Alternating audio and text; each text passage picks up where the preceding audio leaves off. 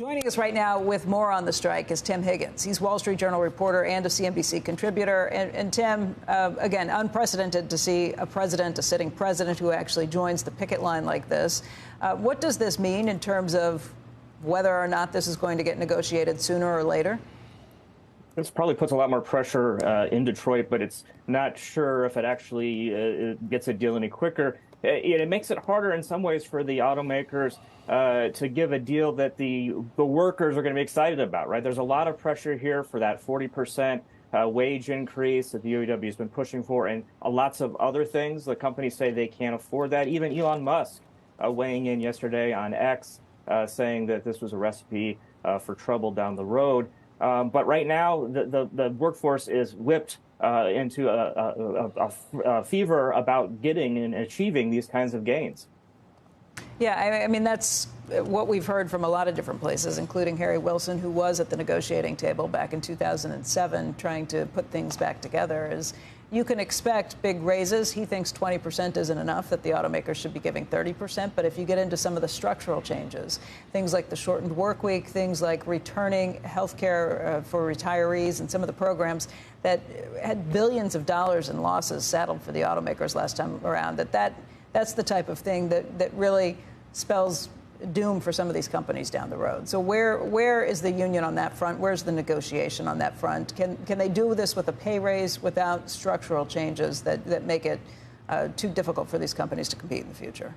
Yeah, well, Sean Fain, the president of the UAW, argues that these companies can afford what he's asking for. And that's kind of the challenge that all UAW presidents have over the generations of negotiating these contracts. They always face pushback from the companies saying they can't afford what they're asking for. And there's a balance striking between what's good for the members in the union and what the companies probably can be pushed to afford ultimately. But there's something else going on here that's looming, that is not only for the auto workers, but you saw in Hollywood for the screenwriters, is that if you're in whether you're in the paragraph factory or the car factory, there's real concern about where these jobs are going to be in the future as technology changes these businesses to the very core.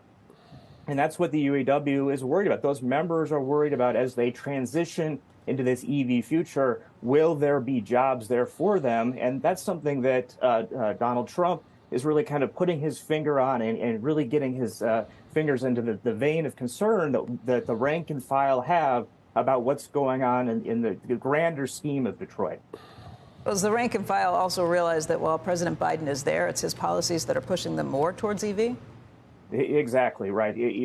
President Biden invoking kind of the work that was done in the Great Recession to save the auto industry has made him at times a hero among Detroit, but he's also in more recent years pushing that EV transition, pushing these companies to make that transition at a time when not everybody is convinced that people actually want to buy electric cars. There's a lot of skepticism in a lot of places around this country that EVs just aren't the future, and that puts the workers in concern. They're concerned about their place in that world. Any chance that President Biden looks at that and says, OK, we need to roll back some of the federal regulations we're pushing on this front, or is that off the table because that would enrage the environmentalist in his party?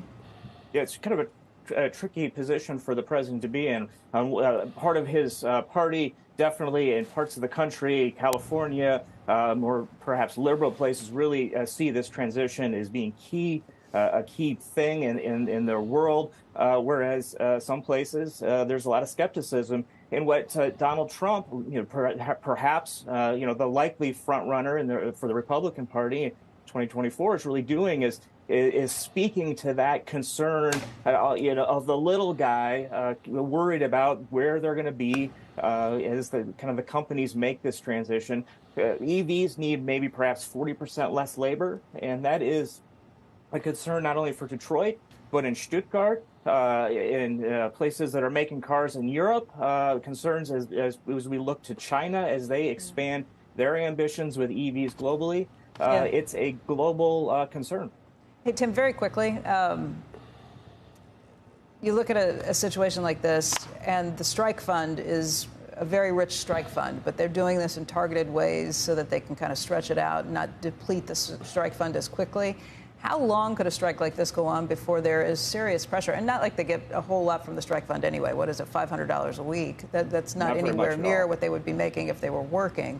How long before you really see some strain and some pushback from the workers saying, hey, we can't keep doing this? Well, this is why the benefit of this a targeted strike gives them a great deal more length to do this. You remember the last time, 2019, GM went for something like 40 days before they got a deal. This conceivably, go for much longer as they, kind of hold back that powder, so to speak.